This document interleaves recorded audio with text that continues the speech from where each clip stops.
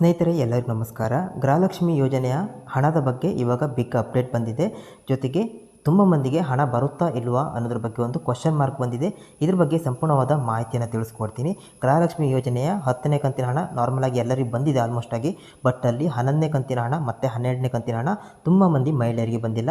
11ನೇ ಮತ್ತು 12ನೇ ಕಂತಿನ ಹಣ ಬರುತ್ತಾ ಇಲ್ವಾ, ಗೃಹಲಕ್ಷ್ಮಿ ಯೋಜನೆ ಕಂಪ್ಲೀಟಾಗಿ ಸ್ಟಾಪ್ ಆಗುತ್ತಾ ಅಥವಾ ಇದ್ರ ಬಗ್ಗೆ ಏನು ಅಪ್ಡೇಟ್ ಬಂದಿದೆ ನಿಮಗೆ ಸಂಪೂರ್ಣವಾದ ಮಾಹಿತಿಯನ್ನು ತಿಳಿಸ್ಕೊಡ್ತೀನಿ. ಹಾಗಾಗಿ ಯಾರೆಲ್ಲ ಗೃಹಲಕ್ಷ್ಮಿ ಯೋಜನೆ ಹಣಕ್ಕೋಸ್ಕರ ಕಾಯ್ತಾ ಇದ್ದೀರಿ, ಈ ವಿಡಿಯೋದಲ್ಲಿ ಒಂದು ಅಪ್ಡೇಟ್ ಮಾಹಿತಿಯನ್ನು ತಿಳಿಸ್ಕೊಡ್ತೀನಿ. ಹಾಗಾಗಿ ಗೃಹಲಕ್ಷ್ಮಿ ಯೋಜನೆ ಫಲಾನುಭವಿಗಳು ಪ್ರತಿಯೊಬ್ಬರು ಈ ವಿಡಿಯೋವನ್ನು ಕೊನೆ ತನಕ ನೋಡಿ. ಮೊದಲನೇದಾಗಿ ಒಂದು ಲೈಕ್ ಕೊಟ್ಟು ಸಪೋರ್ಟ್ ಮಾಡಿ ಸ್ನೇಹಿತರೆ. ನೀವು ಲೈಕ್ ಕೊಟ್ಟರೆ ನಾವು ಮಾಡುವಂಥ ವಿಡಿಯೋ ನಿಮಗೆ ಯೂಸ್ಫುಲ್ ಆಗ್ತಿದೆ ಅಂತ ನಮಗೆ ಗೊತ್ತಾಗುತ್ತೆ. ಹಾಗಾಗಿ ಜೊತೆಗೆ ಕಮೆಂಟ್ ಬಾಕ್ಸಲ್ಲಿ ಎಷ್ಟು ಕಂತಿನ ಗೃಹಲಕ್ಷ್ಮಿ ಹಣ ಬಂದಿದೆ ಪ್ರತಿಯೊಬ್ಬರು ಕಮೆಂಟ್ ಮಾಡಿ. ಯಾಕಂದರೆ ಕೊನೆಯ ವಿಡಿಯೋದಲ್ಲಿ ತುಂಬ ಕಂತಿನ ಹಣ ಪೆಂಡಿಂಗ್ ಇದೆ ಅಂತ ತುಂಬ ಮಂದಿ ಕಮೆಂಟ್ ಮಾಡಿದರು.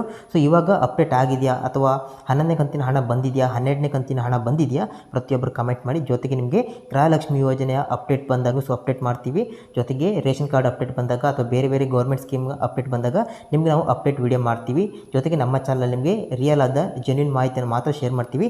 ಹಾಗಾಗಿ ಪ್ರತಿಯೊಬ್ಬರು ಸಬ್ಸ್ಕ್ರೈಬ್ ಮಾಡೋದನ್ನು ಮರಿಬೇಡಿ ಸ್ನೇಹಿತರೆ. ಇಲ್ಲಿ ಬಿಗ್ ಕ್ವಶನ್, ಗೃಹಲಕ್ಷ್ಮಿ ಯೋಜನೆ ನಿಮಗೆ ಗೊತ್ತಿದ್ದಾಗೇ ಎಲೆಕ್ಷನ್ ಬರುವ ತನಕ, ಅಂದರೆ ಲೋಕಸಭಾ ಎಲೆಕ್ಷನ್ ಬರೋ ತನಕ ಕಂಟಿನ್ಯೂಸ್ ಆಗಿ ಪ್ರತಿ ತಿಂಗಳ ಎಂಡ್ ಆಗೋದ್ರೊಳಗೆ 27ರಿಂದ 28 ತಾರೀಕು ಒಳಗಡೆ ಅವರಿಗೆ ಆ ತಿಂಗಳ ಹಣ ಬರ್ತಾಯಿತ್ತು, ಗೃಹಲಕ್ಷ್ಮಿ ಹಣ ಬರ್ತಾಯಿತ್ತು.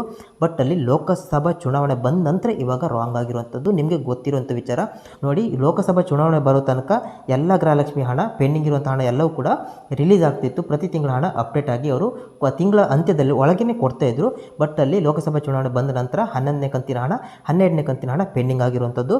ಒಂದು ರೀತಿಯಲ್ಲಿ ಮಹಿಳೆಯರು ಅಡಿಕ್ಟ್ ಆಗಿ ಬಿಟ್ಟಿದ್ರು. ಅಂದರೆ ಪ್ರತಿ ತಿಂಗಳು 2,000 ಬರ್ತಿತ್ತು ಅಲ್ವಾ, ಹಾಗಾಗಿ ಆ 2,000 ಹಣ ಬರುತ್ತೆ ಅಂದರೆ ಅದಕ್ಕೆ ತಕ್ಕಾಗಿ ಖರ್ಚು ವೆಚ್ಚಗಳನ್ನ ಅವರು ಮ್ಯಾನೇಜ್ ಮಾಡ್ತಿದ್ರು. ಬಟ್ ಇವಾಗ ಸರ್ಕಾರ ಒಮ್ಮೆಲೆ ಗೃಹಲಕ್ಷ್ಮಿ ಹಣ ಸ್ಟಾಪ್ ಮಾಡಿದ ನಂತರ ಇವಾಗ ಮಹಿಳೆಯರಿಗೆ ದಿನನಿತ್ಯದ ಖರ್ಚು ವೆಚ್ಚ ನೋಡೋಕೆ ಕಷ್ಟ ಆಗ್ತಿದೆ ಅಂತ ಹೇಳಿದ್ರು ತಪ್ಪಾಗಲ್ಲ.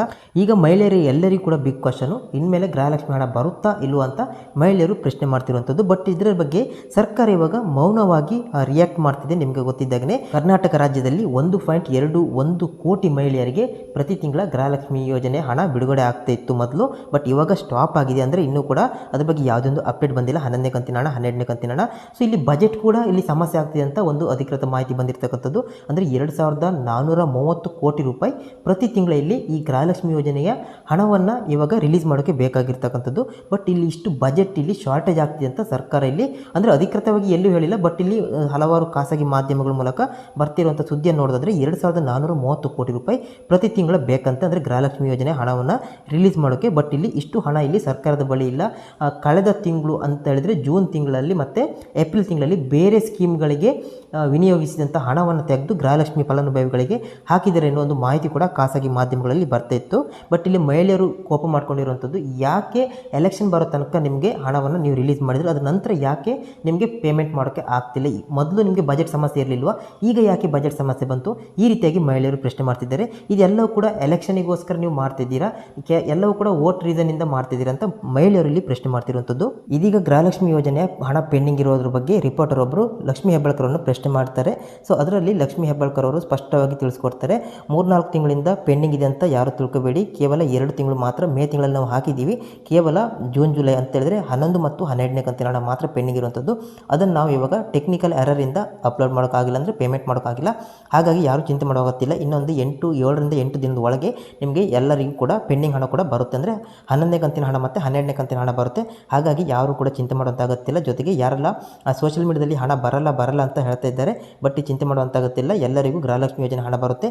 ಇನ್ನು ಒಂದು 8 ದಿನ ತನಕ ವೆಯ್ಟ್ ಮಾಡಿ ಅಂತ ಎಲ್ಲರಿಗೂ ಮಹಿಳೆಯರಿಗೆ, ಗೃಹಲಕ್ಷ್ಮಿ ಯೋಜನೆಯ ಫಲಾನುಭವಿಗಳಿಗೆ ಇದೀಗ ಜಸ್ಟ್ ಲಕ್ಷ್ಮೀ ಹೆಬ್ಬಾಳ್ಕರ್ ಅವರು ರಿಪೋರ್ಟರ್ ಜೊತೆ ಮಾತನಾಡ್ತಾ ಹೇಳ್ತಾರೆ. ಹಾಗಾಗಿ ಸೊ ಇಲ್ಲಿ 7ರಿಂದ 8 ದಿನ ಅಂತ ಹೇಳಿದ್ರೆ ನಿಮಗಿನ್ನು ಜುಲೈ ತಿಂಗಳಲ್ಲಿ ನೀವು ನಿರೀಕ್ಷೆ ಮಾಡ್ಬೋದು. ಹಾಗಾಗಿ ಜುಲೈ ತಿಂಗಳಲ್ಲಿ ನಿಮಗೆ ಮೊದಲನೇ ವಾರದಲ್ಲಿ ಗೃಹಲಕ್ಷ್ಮಿ ಯೋಜನೆ ಹಣ ಬರುವಂಥ ಸಂಭವ ಇದೆ. ಈಗ ಇದು ನಾನು ಹೇಳ್ತಿಲ್ಲ, ಖುದ್ದಾಗಿ ಲಕ್ಷ್ಮೀ ಹೆಬ್ಬಾಳ್ಕರ್ ಅವರು ಸ್ಪಷ್ಟನೆ ಮಾಡಿರುವಂಥದ್ದು. ಹಾಗಾಗಿ ಸ್ನೇಹಿತರೆ, ಈ ಮಾಹಿತಿಯನ್ನು ನಿಮ್ಮ ಸ್ನೇಹಿತರಿಗೆ, ಮನೆಯವರಿಗೆ ಎಲ್ಲರಿಗೂ ಶೇರ್ ಮಾಡಿ, ವಿಡಿಯೋವನ್ನು ಲೈಕ್ ಮಾಡಿ. ಅದೇ ರೀತಿಯಲ್ಲಿ ಸ್ನೇಹಿತರೆ, ನಿಮಗೆ ಎಷ್ಟು ಕಂತಿನ ಹಣ ಈಗಾಗಲೇ ಬಂದಿದೆ ಪ್ರತಿಯೊಬ್ಬರು ಕಮೆಂಟ್ ಮಾಡಿ. ಜೊತೆಗೆ ಗೃಹಲಕ್ಷ್ಮಿ ಯೋಜನೆಯ ಹಣದ ಬಗ್ಗೆ ಅಥವಾ ಯೋಜನೆ ಬಗ್ಗೆ ನಿಮ್ಗೆ ಏನು ಅನಿಸಿಕೆ ಇದೆ ಪ್ರತಿಯೊಬ್ಬರು ಕಮೆಂಟ್ ಬಾಕ್ಸಲ್ಲಿ ಕಮೆಂಟ್ ಮಾಡಿ. ಇದ್ರ ಬಗ್ಗೆ ನಿಮಗೆ ಅಪ್ಡೇಟ್ ಬಂದಾಗ, ನಿಮಗೆ ಜೊತೆಗೆ ರೇಷನ್ ಕಾರ್ಡ್ ಅಪ್ಡೇಟ್ ಬಂದಾಗ, ಎಲ್ಲ ಗೌರ್ಮೆಂಟ್ ಸ್ಕೀಮ್ಗಳ ಬಗ್ಗೆ ಅಪ್ಡೇಟ್ ಬಂದಾಗ ನಿಮಗೆ ನಿರಂತರವಾಗಿ ಮಾಹಿತಿಯನ್ನು ಶೇರ್ ಮಾಡ್ತೀವಿ. ಹಾಗಾಗಿ ಪ್ರತಿಯೊಬ್ಬರು ಸಬ್ಸ್ಕ್ರೈಬ್ ಮಾಡೋದನ್ನು ಮರಿಬೇಡಿ.